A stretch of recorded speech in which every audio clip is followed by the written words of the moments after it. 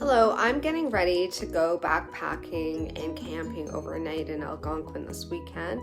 I'm going to share what goes into my backpack for winter camping. This is my backpack Bertha. Bertha is a 60-liter Diva backpack by Gregory.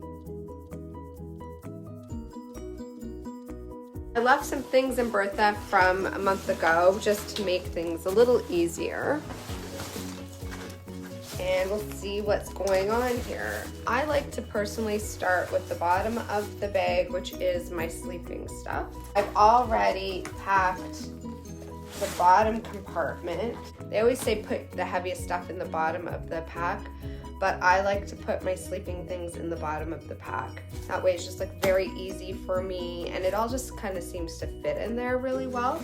I'm not going to completely unstuff the bottom, but I will show you my winter sleeping bag is fitting in a 10-liter dry sack. Now what I need to decide is what layering I'm going to bring to make sure that I'm comfortable, because when we camped there in the last weekend in October, I brought this and a feather down quilt, and I layered up, and I was like, okay, I wasn't shivering, but I wasn't the most comfortable. I had to put that Mylar down and then my thermarest, so I'm going to be changing the layering on this trip for my sleeping pad. I think I would like to show for comparison. So here's my 10-liter winter bag. This is my summer pack. So normally in the summer, I fit this and my thermarest in the bottom. But in this situation, the winter sleeping bag takes up the entire bottom compartment. That's the problem with winter stuff. Everything is thicker, bigger, heavier, and for good reason. My winter sleeping bag goes to -12 Celsius, which should be enough, but it never is. So my options for layering are basically 3 options. So last time I brought my feather down quilt, and it fits in here. It's pretty lightweight. It's not like my full length of my body. But then here's my summer sleeping bag. And it's a little heavier, but as you can see, it really is the same size, maybe even smaller. And I feel like there's more coverage. So that's a really good option, and I'm leaning towards this.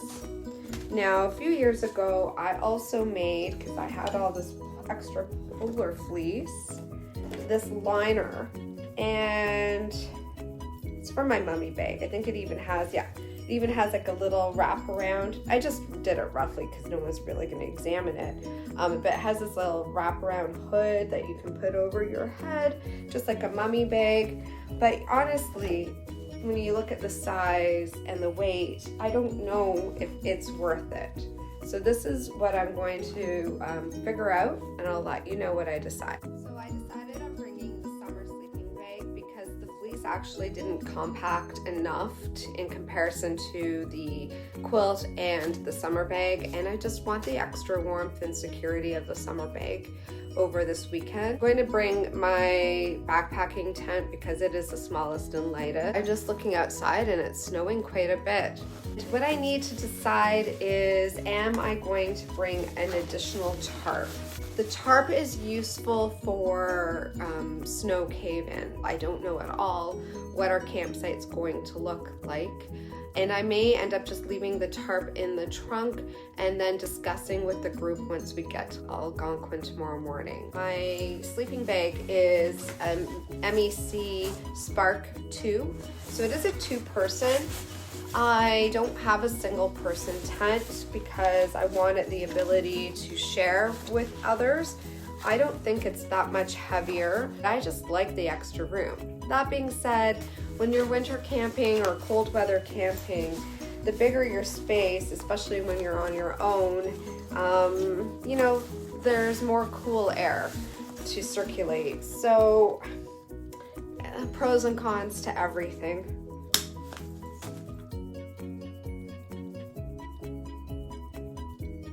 So right now I have packed both sleeping bags and my tent and the poles and pegs. course, with winter camping, I may not end up using pegs, and if I go through that, I will tape that experience in Algonquin and get back to everyone with the method for securing your tent in the snow. I have my self-inflating ProLite Thermarest right here. I always leave it inflated on top of my armoire because I heard that you shouldn't leave it packed up in storage. Now all of the sleeping gear and the tent are secured in Bertha. The next decision I have is which sit-upon am I going to bring. So I have this one, which I made from Dollarama tablecloths and eggshell foam for the inside, and this one, which is also from a Dollarama tablecloth, and the insulation is from if you've ever had food deliveries from either Good Food, or this may have been from I think it was General Pizza, there was some foam insulation to keep everything cool. So I kept it, and I thought it would be great to make into something, and so I made it into the sit-upon. One is slightly bigger than the other, but I have a new thing to bring on this trip. What I have treated myself to is a lightweight camping chair. A lot of people had these on our last Algonquin trip, and my sit-upon was fine, but if you don't have really a place to even put the sit-upon on, it gets cold and it's less comfortable, of course, and you deserve to be comfortable after you've done a lot of hiking and setting up all of your stuff for the night. One is probably not the most lightweight, but I did some research and tried to pick the lightest weight that I could kind of find under a certain price point, and this one came with snow baskets for the feet. But what I did find is that the fabric chair that goes on the frame was out of heavy canvas and even a heavy mesh, which would be also very cold on the back in the winter, especially with the wind blowing through the mesh. And I thought I could make my own chair seat.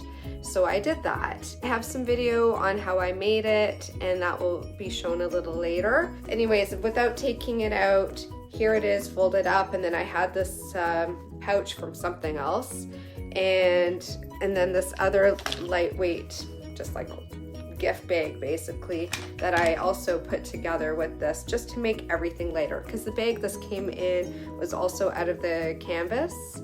And in the summer when I don't need the snow baskets, then I just have this, and it's pretty small and compact. Even with a seat, I think I'd still want a little bit of extra cushion and insulation to sit on, so I'm going to bring this one. I've never backpacked with the chair, so this is going to be interesting. I'm not sure how this all fits into one's bag, but I will figure that out. Alright, I still haven't figured out how to get that chair in my pack, but I think it will come together somehow. Next, and very importantly, is the first aid kit. Last time I brought this, it's a hard first aid kit. I also have the Ziploc one, and I like it because it's squishy, and I'm leaning towards this. So I'm just going to go through both of them and make sure that I have items in it that I want. One thing I just discovered, because I keep aqua tabs in my first aid kit, is that if you have water that is below room temperature, specifically 4 degrees or colder, that you actually need to use 2 of these tablets if you are going to go this method. It's always worth reading the package and the directions multiple times before going on a trip. We'll definitely be packing a few of these hand warmers. You never know if you need these, or just add some extra comfort at night. And if you don't need them, maybe someone that you're camping or hiking with may need them. Here's my first aid kit. It is a bit bigger than what I was expecting, but so be it. It also includes my Mylar blanket, which I will be putting beneath my sleeping pads at night. I always keep my first aid kit in the brain of my backpack because you should always have it close at hand.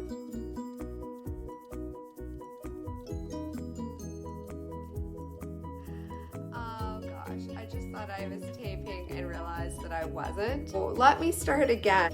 The next thing that I'm focusing on is food and cooking supplies.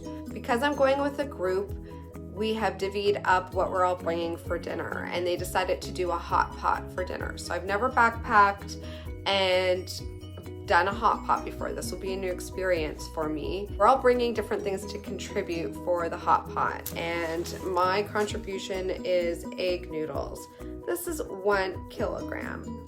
Now it's supposed to feed 8 people, and I think this will do the trick, but I'm pretty sure this weighs more than my camp chair. But everyone is bringing heavy stuff, so I don't really want to complain. Another person's bringing potatoes for everyone, except for me because I'm allergic to potatoes, so I brought my own sweet potato, and we're gonna put these in the fire. I just decided it would be easier to pre-wrap the sweet potato now, and then I don't have to worry about that. Oh, and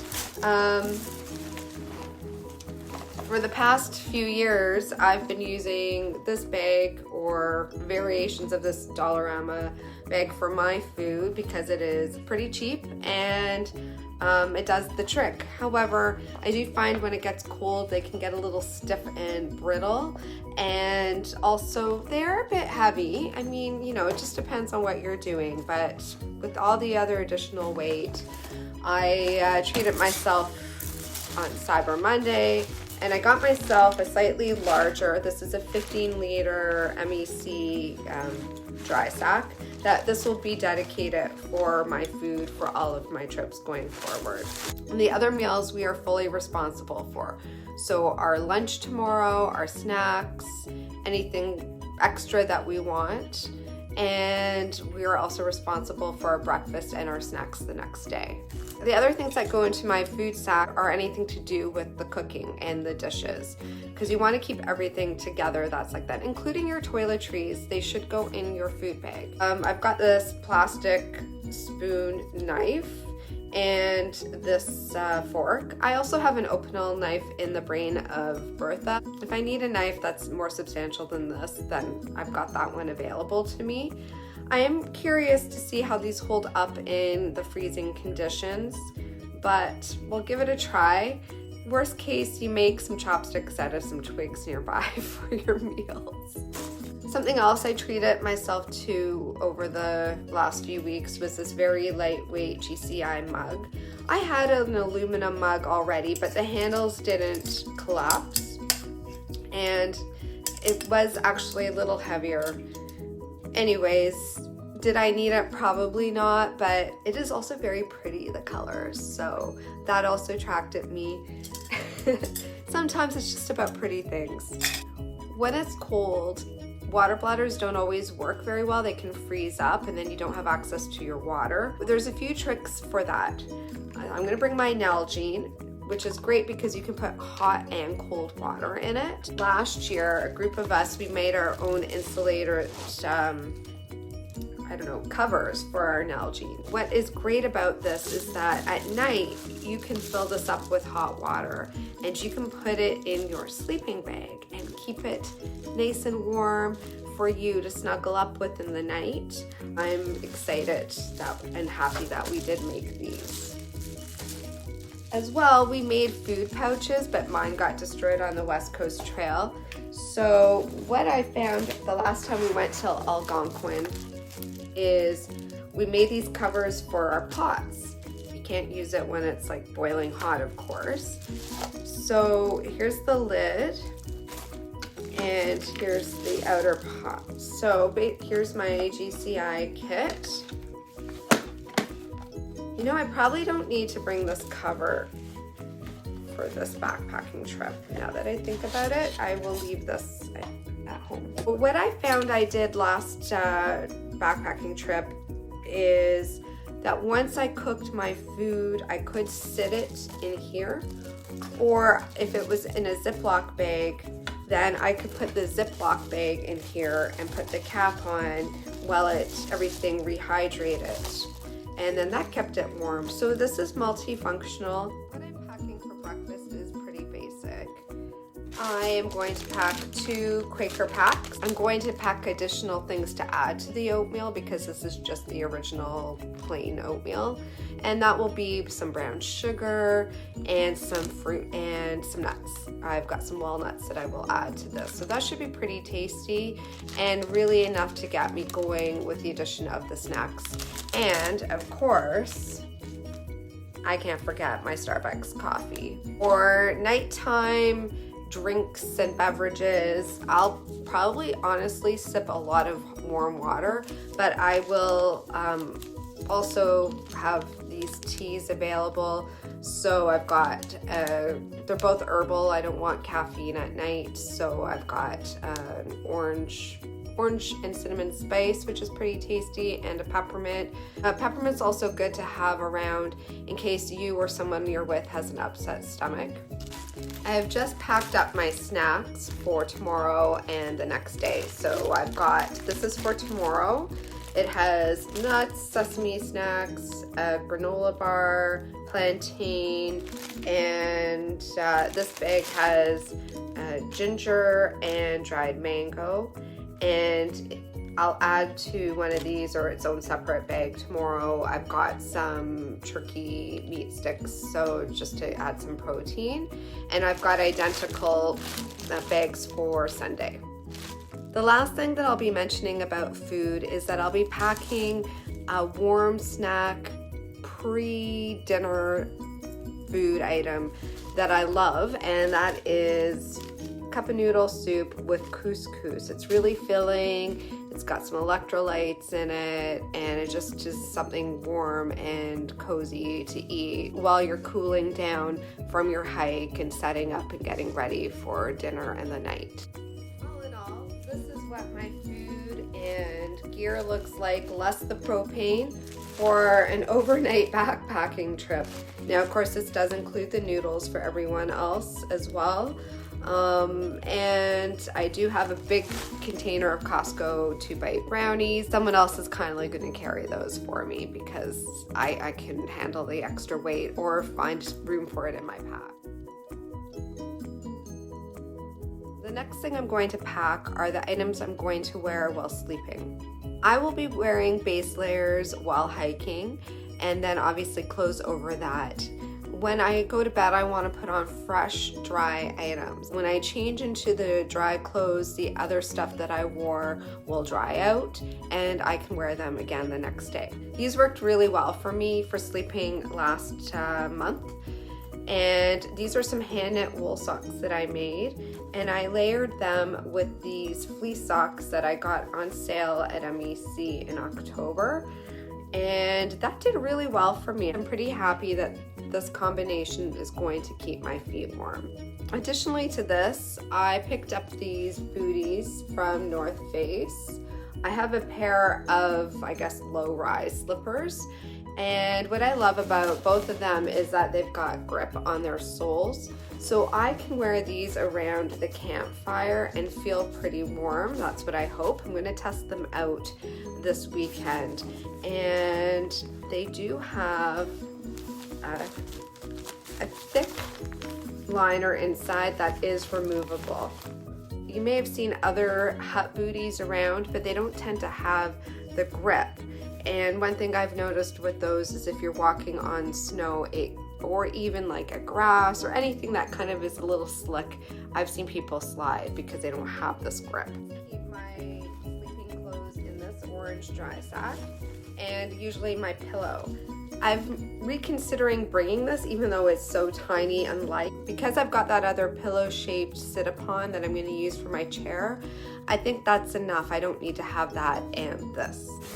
What I'll also pack in here is a clean pair of socks to hike in the next day. I've got a few pair of trusty socks, as I'm sure all hikers do. And I think what I'll do is I will wear these the first day, and pack these 2 extra socks for the next day. I can pick and choose. Maybe I'll wear some when I get into camp, and then this pair can be for the next day. Last time I slept in this base layer right here. I got this at Costco, and I slept in the pants that came with it. This time I think what I'll do is I'll still sleep with this on, and also other layers. I had other layers on, but I'm going to use these Uniqlo leggings to sleep in. They're a little thicker, and I think that will do quite nicely. What am I going to wear tomorrow? Good question. So while I'm hiking, I am going to start with this new Smartwool bra that I picked up, and I think it's going to keep me nice and warm. Over top of that, I tested the Smartwool base layer last weekend and it did quite well. I was really happy with it. But I also picked up this other Smartwool base layer, and I haven't even opened the package yet. So let's do that together.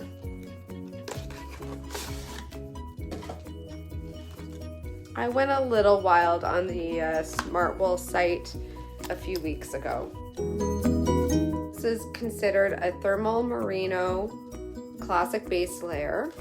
I'm thinking what I might do actually is wear this one tomorrow while I'm hiking with this fleece over top and this puffer jacket. It's a down puffer jacket that I love. It's my go-to for camping.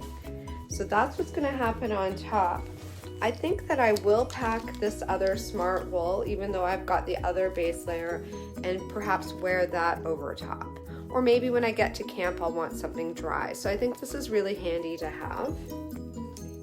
I like layering. And then on the bottom, I'm gonna wear the thinner Paradox Costco leggings that I wore last time. And I'll wear these Lululemon dance pants. I like them because they're pretty stretchy, but they also have a lining to them. And then over those, I will have these gaiters. That's the majority of what's going in my pack. I do have to add my toothbrush and toothpaste and possibly some moisturizer and sunscreen and lip balm, but that's about it. Oh, and I will pack a charger. I guess we'll see you on the trail.